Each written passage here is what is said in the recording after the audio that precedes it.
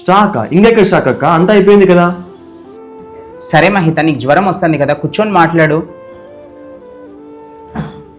అది ఫైల్ ఇవ్వు.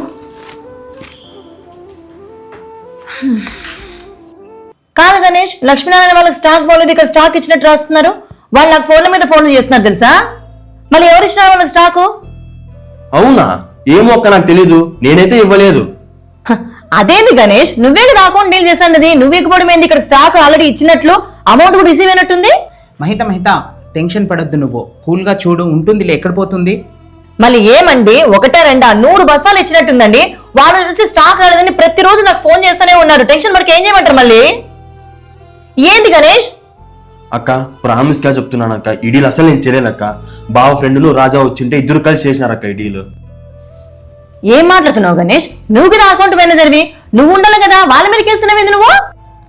కొంపతీసి రాజాతో చేతులు కలిపి నా ఫ్రెండ్ కూడా ఏమైనా ఫ్రాడ్ చేసినాడా? అసలు ఎవరు దీన్ని టాలీ చేసినది? మొత్తం లెక్కాచారాలను తప్పున్నాయి, చాలా అవకతవకలు జరిగినాయండి.